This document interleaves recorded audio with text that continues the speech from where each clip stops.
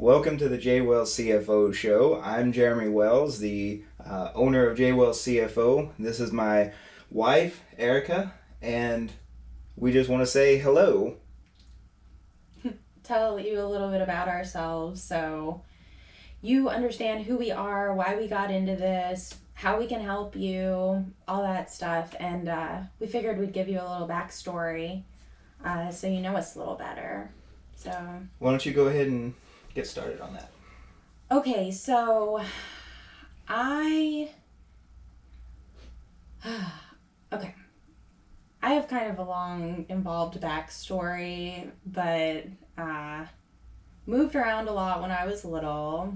Never stayed anywhere that long. Wasn't military, but my dad was a chiropractor and he decided to go into that kind of later in life. And so we moved. We actually met each other when my dad had his practice in Kentucky. And so that's where we met in High school sweethearts. High school sweethearts, exactly. But you were a year past me. So he went off to college. I went off to college a year later. We both kind of lived our own lives and then got back together years later. When I was living my own life, I decided to, well, first I thought I was going to be pre-med. Then it went into psychology. Finally, I settled on business because to me, psychology and business went kind of hand in hand, and I really liked the sort of like emotional take on business and the psychological take on that. So I went into that. I actually decided to go to Stetson and get an MBA after I graduated from Flagler in St. Augustine, Florida, and went to Stetson in DeLand, Florida, got my MBA right when the market crashed, right when everything just like went into crazy town. And of course, I'm this like young MBA who's supposed to have the world by the tail, and like I can't get a job at Pizza Hut. And so that was a low point for me, and I didn't really know how business, getting this degree was really helpful at that point. And so I didn't feel like I could do anything that I was excited about originally. It just kind of felt like the whole world was in collapse, and it was like a depressing time. I'm sure a lot of you remember. I was in Florida at the time, and a lot of my friends who had like bought their first home together had like seen it go down in value a kind of insane amount. My parents were going through a lot. My dad had a business in Florida, and it was in a strip mall where everything was closing. It was just like the most depressing time. Anyway, and so to get a business degree was this kind of weird, like, it's a love-hate thing, because I loved that I understood what was going on, but I really hated what was going on. So I decided to go back to Flagler, get a job at the registrar, which I did not need an MBA for, but that's kind of what happened to me. So I worked in academia for a while, which was, I loved working with the students. I did not love working with anybody else, basically. Everybody was very kind of set in their ways. I think there was a weird situation where I think academia was going from almost kind of this service industry of just like where we want the students to be happy and to learn and to grow as individuals, to this kind of like businessy, like their customers. And it was just a weird sort of transition, which having the business degree, I think I really helped a lot of students feel important, right? Almost like a customer in a way. I had worked in retail at Banana Republic for years before, so I try to make everybody feel heard and important. And so I think students really gravitated well toward me, but then I think the higher ups were like, why would you do this for a student? And it was hard. It was hard to balance, like, the hierarchy of what was going on and what had been done for years versus what was becoming the new norm. And so I stayed in that for a while. I worked in insurance for a brief time. And then I basically just decided I'm either going to have my own business or I'm going to completely change my life. And around that time, we got back together. And so I moved to Louisiana to be with you.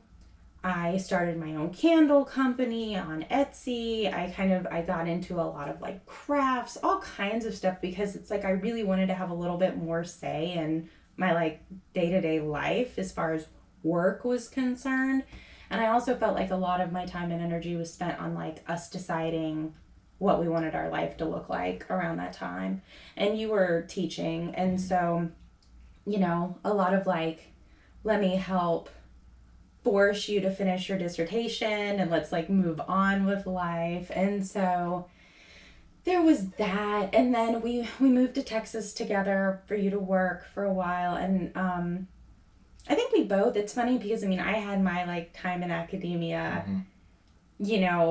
in the administrative sort of side. You had your time teaching, and I think we were disillusioned by the whole thing because we both loved being students so much. Like, we loved the idea of, having these goals and reaching them. And it was like a lot of like positivity came from school in our young life. So, Well, yeah, we started off as high school sweethearts, and so our lives were pretty much going to class and then spending as much time we weren't in class together as we could. Yeah. And so the sort of that first stage of our relationship was centered around school and classes, and we did helping each other study or talking about which teachers we liked and didn't like, and who our common friends and enemies were, and all this kind of stuff that just kind of centered around school. And we both did pretty well at school, and like you said, we went off to different colleges. I had a couple different ideas about careers going to college and stuff too. We spent all the time we were together in high school talking about me going to law school, like it was a lock. And I was going to be a pharmacist, right? And we just had it all figured out. Yeah. And she went a different way. I went a different way. So instead of law school, I wound up going to grad school. Got a PhD in political science at LSU, Louisiana State University, and like she said, that's the last year and a half I was doing that, is when we got back together. And so finishing up political science, and then that same timing of going into academia. I started my graduate program in 2007, so I started right when that same time period when you were finishing up your education part. I think there was a time like in the country, right, where it was like the fact we got into grad school, like rah, like we were going to be successful. That right there set you so far ahead. Oh, yeah. Right? The fact that like I took the GMAT, you took, what was it? The GRE. The GRE, and it was like we scored did better well. on the GRE than I did on my ACT. Which so like you did I got great. better during college. Right. Which who does that, right? So and then grad school was fine because it was just taking more classes. It was writing a lot of papers. It was doing a lot of public speaking. I actually started teaching, and a big part of why I went to grad school is I had great teachers in undergrad, so I just kind of emulated them as much as I could, and then got my first job out of grad school at a big state school in Central Texas, Texas State University, and we moved there and tried to make that work for a few years.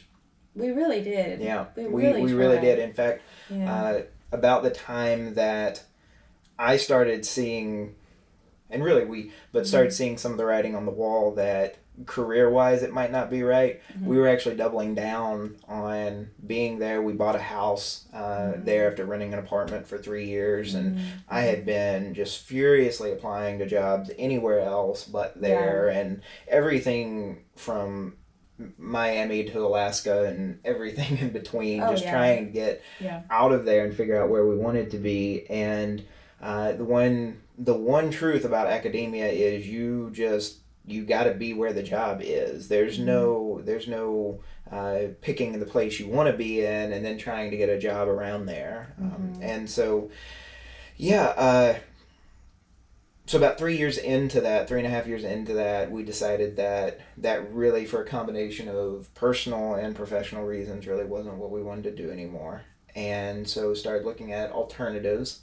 And you with your business background, and me with that, at one point thinking law background, and specifically I was wanting to do more of a business law, not, I had grown up watching Matlock, and so yeah, the courtroom trials and all that was fun to watch and stuff, but I wanted more writing focused, and so I was planning on doing contract law and that kind of stuff. I actually took a business law course and an accounting course in undergrad, and one day we just kind of hit on that and found, I remember taking those classes, actually enjoying them, and you had been through business school, so you knew what to expect, you knew what that would be like, and so I just started taking accounting courses at the university I was at, and got to where I was enjoying that more, and enjoying that topic, and even in my own teaching, which wasn't accounting, I started talking more and more about accounting related kind of topics with my students, and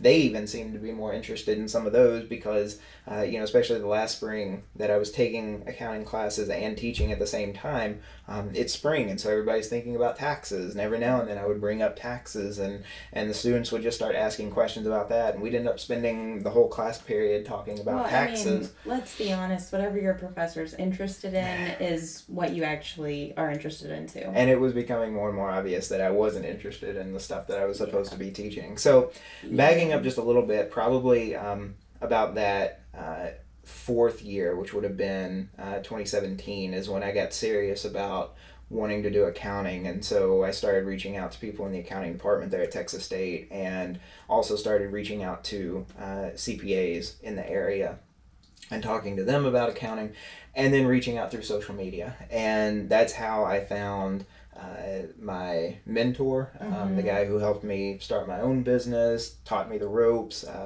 Andrew Carroll, CFO Andrew, and he just made it seem like it was going to be work, but at the same time, it was going to be a better fit for me and for us, because with accounting there was a lot more freedom going into business for ourselves. There was going to be a lot more freedom than academia, which just kind of after feeling stuck in Texas for that many years, right. And they're just because you had a couple job offers, but I mean it was like somewhere in the middle of West Virginia where it was going to be a lateral move. It was going to be a lateral, absolutely. Yeah. And so it definitely felt right to leave Texas at that point. You had built your business up a little bit. We had talked to some people in Florida that were assuring us there were plenty of accounting jobs near Jacksonville, and so we kind of just up and left. A little over a year ago now. And left. Yeah, a little over a year ago now. We within a couple weeks, we had booked a flight to come out here to visit her parents. They live here, and we had the flight booked, and a couple weeks before we were supposed to leave, I just looked at her and said, what if we just didn't come back? And she was actually on board with that. Yeah. And so we spent the next 2 weeks putting the house on the market, which our realtor didn't even have to list it. She already had people interested in buying it. We packed everything up. And this was having a 1-year-old at the time too, and so part of why I was like, sure, let's not come back, because I don't even want to make that return flight anyway. So yeah. And so we packed everything up, got it all loaded up into the garage, and flew out here. And I took the return flight back. They stayed. Loaded up a U-Haul, loaded up a 26 or 28 foot long U-Haul with an entire house for 3 people worth of stuff, and drove overnight all the way back from Central Texas to northeastern Florida, and we've been here ever since. So for the last year. And so after we got here, I started reaching out to firms and accountants here. I got a couple job offers. Either it was going to be a fairly long commute, or just didn't feel like it was going to be a good fit. Finally, I did find a firm that I thought was going to be a good fit. Worked there through the end of tax season. Turned out not to be as good a fit as we thought, and it worked out because it gave us a little bit of time to kind of reassess where we were and what we were doing, and also a couple other things worked out that gave me some remote work that brought in some decent pay. And so where you're seeing us at now is actually the headquarters of JWellsCFO, and it looks a little tight in here. It's because it is. It's our master closet. It was our master closet. It was our master closet. We pulled the shelving out and hired a craftsman to come in and build in a little desk situation.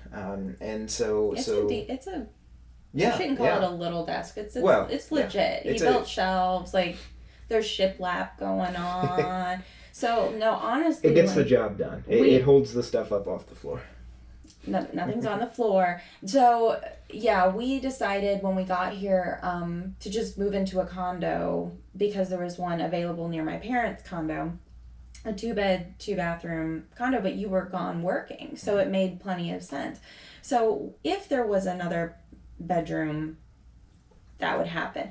But I have mixed feelings because where the condo is, it's really beautiful. It's a really cool condo. Like it kicked my butt getting it done the way I wanted. So it's really hard to move right now because I kind of put a lot of blood, sweat, and tears into it. We were staying at her parents' condo, which is in the same complex but a few buildings over, and I would come home from work and there would be a couple more boxes of ceiling fans and light fixtures that had just gotten delivered that day. Okay, for backstory, when we first came and looked at this place, a couple had bought it from Canada who put a lot of energy and stuff into it. I mean, they redid all the countertops, they redid like a lot of stuff and made it like those things really beautiful. Then they started renting it out to people who just absolutely trashed it. To you the gotta point be careful with renters. Having like bug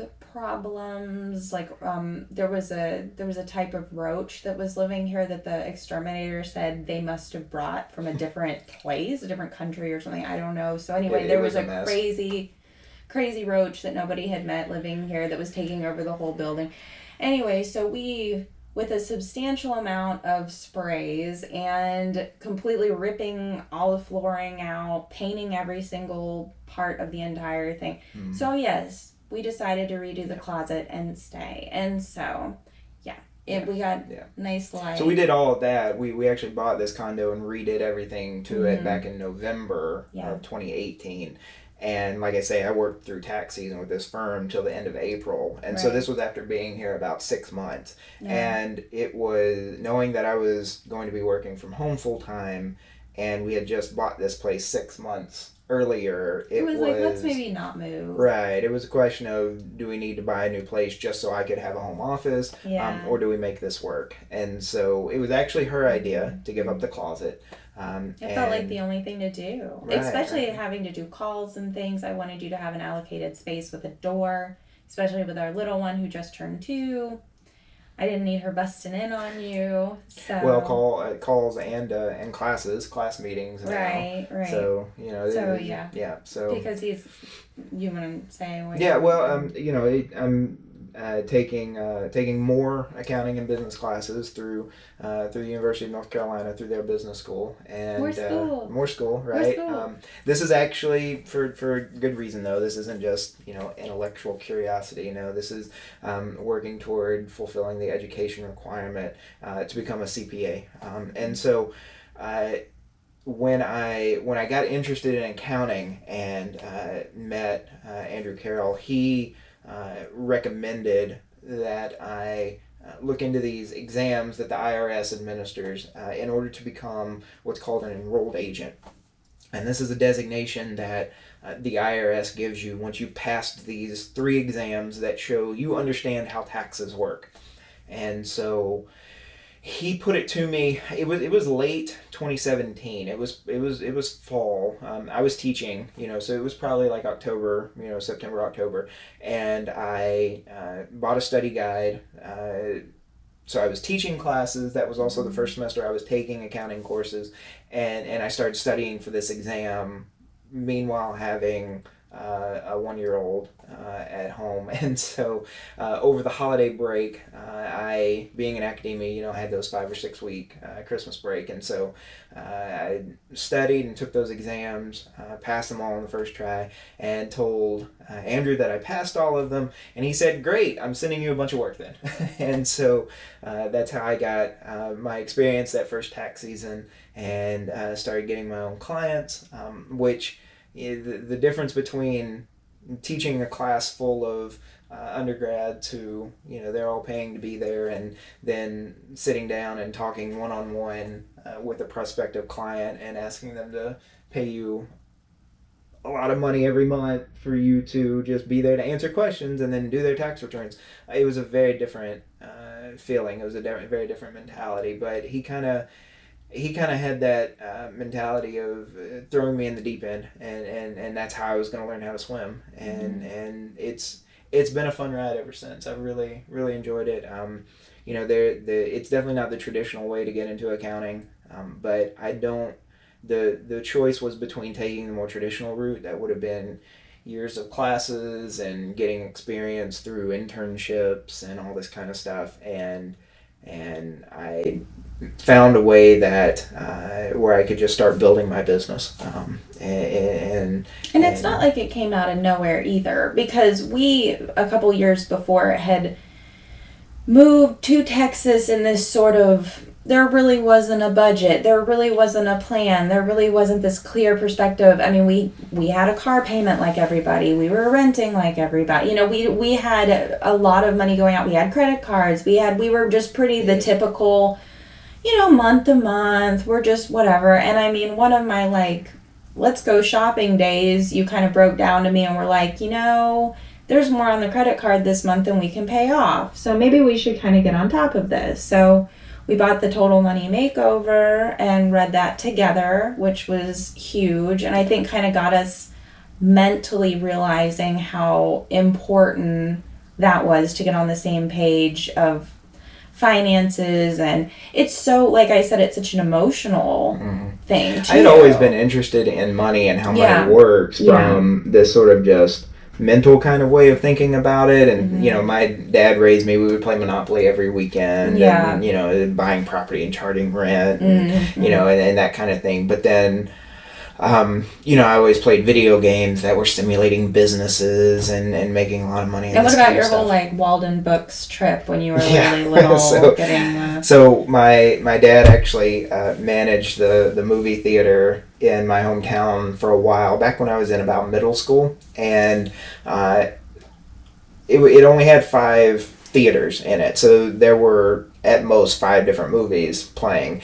And so when your dad is the manager of the theater and you spend all weekend, so Friday night, most of the day Saturday, most of the day Sunday, at the theater, you go through those 5 movies pretty quick. And it's not 5 new movies every weekend. It's usually 1 or 2 of those changes out. So it wouldn't take long before I had just watched all the movies. And I'd get bored, so right next to the theater was the mall, which was this dinky little mall, but it did have this cool bookstore in it. And I would go over there, and I just started getting more and more into the business book. So I bought this little book on the keys to investing. I bought another book on how to start a business, another book on how to do a marketing plan, all these kinds of things. And I had no idea how any of this stuff really worked, and I was really too young to start, but these ideas of thinking in terms of market analysis and spreadsheets and profit and loss statements and balance sheets, it was always kind of there. Even when I was not even fully aware of what it was, I still understood that this stuff seemed cool to me. And I was like, I have an MBA, and if you think this stuff seems cool, maybe you went into the wrong field. Maybe you should think about this business stuff, because a lot of people I went to school with, they weren't that excited. I mean, in middle school, they weren't going to Walden Books and getting these somewhat boring sort of, it was very Ferengi of you. Right. To want those. But anyway, so that was kind of so it seemed like a natural natural fit. Yeah. Other than, if I wasn't going to do what I'd been doing, which was teaching political science, then this would probably be a good alternative. Yeah. Absolutely. And I think you're way more nuts and bolts, and I'm way more of like the psychological side. So I think this is one of the things that definitely makes us unique as far as a traditional accounting firm. And usually, like the accounting firm that I worked for, a lot of times you'll go into these, and if it is just sort of one person, one partner, that person is focused on the accounting side of things. So they're focused on the taxes, the bookkeeping, the payroll, the sales taxes, all this kind of stuff, what we call compliance, right? Making sure you're staying compliant with all these regulations, that your books are in order and that your tax returns are filed and all these kinds of things. And then if you need help with just sort of day-to-day or month-to-month finances, personal finance, right? You've got to go to somebody different. You've got to go to a financial planner or something like that. And if you need consulting, if you need business advising for how to run your business and how to do a budget for your business and how to think about the marketing for your business and all these different kind of things, you got to go to somebody else. You got to go to a consultant for that, right? And pretty soon you're going to multiple different people for what is all essentially, to us at least, I think, is a lot of interrelated issues there, right? How are you managing your money? How are you making your money? What are you doing with that money once you've got it? How are you managing it? What are you spending it on? And what are your bigger financial goals for both you personally, your family, and for your business, right? I think you coming with the business background, but having that more psychological and empathetic take on it, and me coming not so much from a business background but more of a data minded and numbers crunching and analytical kind of approach. I think we complement each other pretty well in a way that could really help people. That you might not get under one roof with a traditional accounting firm. I agree. I mean, I received my financial coach designation this last year, and that's a great deal of kind of psychological take on money, budgeting, goals, the future, what you want, like where you've come from. I think people's past really dictates the way they view money and the way they handle money, no different than anything else in life. So to me, I really love understanding why people think the way they do about money and like where did this come from. Definitely more of a psychological approach. And so I think it's kind of a holistic thing that you don't really find at like going to a CPA firm. I don't think you'd like knock on the door and there'd be a financial coach there. But I don't think necessarily like if you go to a financial coach, like you might have a lot more detailed questions that would be a very specific like tax related question that maybe I'm not familiar with, and I'd have to go to you to ask anyway. So I think it's like pretty neat to have us together, honestly. I think so. Yeah. For sure. So this is obviously our first introduction. We're definitely planning on getting a lot more out there.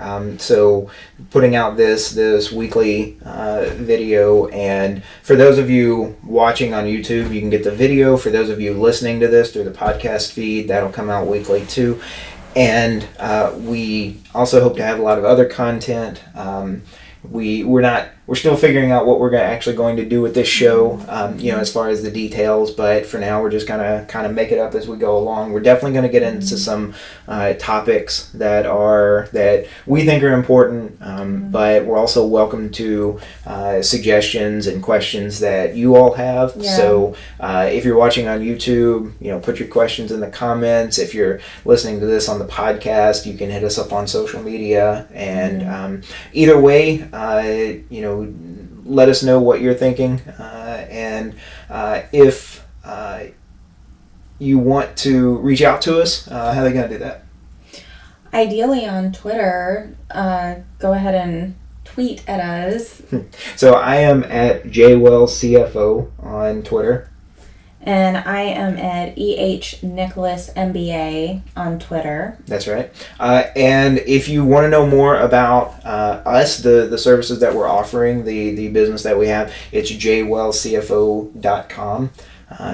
And yeah, that'd probably be the best place. You can see more about us and how to contact us there as well. Yeah, absolutely. Yeah. We'd really like to answer your questions and for sure. Yeah. So help anybody we can. Yeah. But thanks for joining us, and we look forward to seeing you next time.